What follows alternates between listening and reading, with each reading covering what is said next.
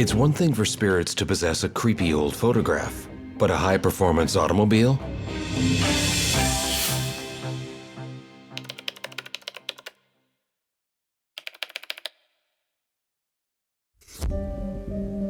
Story 7, roll 1. I grew up in Brooklyn, New York. I started working for Port Authority Police. And then after I retired, I moved to Homestead, Florida. I always wanted to live in a rural area, peace and quiet, the whole thing. And I've always wanted to get an IROC. I saw it on Craigslist. I actually saw that somebody in Port Charlotte had it. This is like kismet. I gotta get my car. So I bought the car from him. The first thing I did was clean it. It was clean, but I said, you know what? It's not Henry clean. It makes you feel young, you know? It's like you feel like you felt when you were a kid. Henry's life was perfect. He had the home of his dreams and his most beloved possession, his car. But everything was about to change. The first time it happened, and I started like dozing off a little bit on and off. Then I started like hearing stuff outside. And at first I thought it might have been animals, but then I started like hearing like rattling, like something like, I thought somebody was breaking into the car. So I started getting panicky. A couple of times I went outside with my gun, but I didn't see anything. This set off a chain of events for Henry. I kept on like hearing noises. I said, you know what? I'm not even gonna pay attention to this because it's gonna eventually go away. Actually, first I thought it might have been somebody that is on my property, like.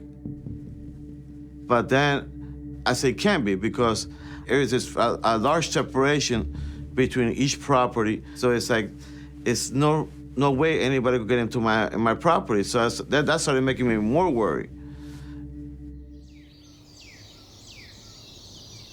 I met Henry at a diner where close to our area that we live at. We just started talking, we clicked. Keep on talking out in the parking lot.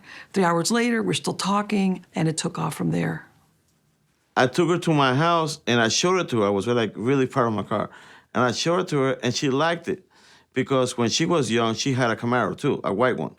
I remember he had told me about it before I'd actually seen it. And even then, he was very excited about the car. He had said that he thought he was very lucky to have found it.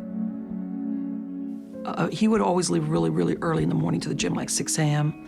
And I would stay in the bedroom sleeping because I was like not gonna get up at 6. And a couple of times, I thought I would hear him coming into the house, but through the back. As a matter of fact, it was kind of those noises that kind of woke me up in a way. And I'm waiting and I'm waiting.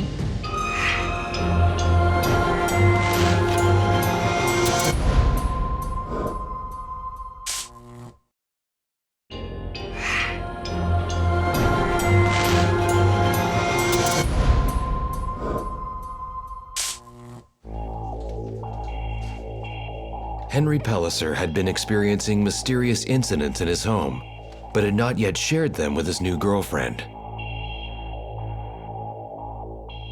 A couple of times, I thought I would hear him coming into the house, but through the back. As a matter of fact, it was kind of those noises that kind of woke me up in a way. And I'm waiting and I'm waiting. Nobody gets in. The whole yard is fenced, and the front, he's got a 6-foot concrete fence with iron gates. There's no access to the property unless somebody actually lets you into the property.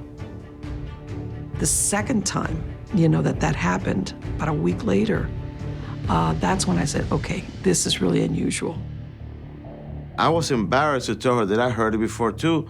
I didn't want her to think that she got together with a loon, Then actually, once, about a month after we met, I went to his house, and it's very quiet. And I heard the dogs barking on this side of the house, which is adjacent to where the car was parked.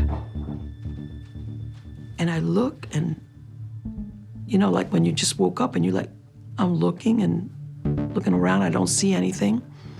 And then I'm like, you know, I'm thinking, did I just see something like move in the front? As you actually saw the outline of somebody in the front seat of the car. Henry, come here. There's someone in your car. There's someone in your car. And I said, are you seeing what I'm seeing? And I remember he looked at me like, yeah. And then I panicked. I said, oh shit, somebody's stealing my car.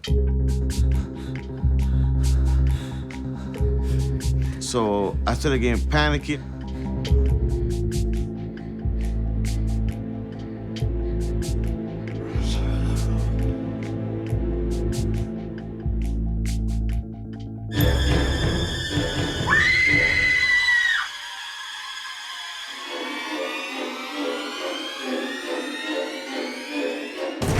And there was somebody actually from the car, like staring at me, like pissed, looking dead at me. It was all in black and like really long, dark hair, staring at me like it wanted to rip me apart. But it was one of those things that we both were looking at the same thing at the same time. So it wasn't like my imagination or hers. So now it actually validated it. I thought maybe somehow or other there's something paranormal tied into the experience. It was the first time they had witnessed something together, and things were only going to get worse. He had told me how he had purchased a particular sound system for the car. And took it to this place to have it all connected. I remember it was on a Saturday that we did that. And then the next morning, he gets up and he goes in the car.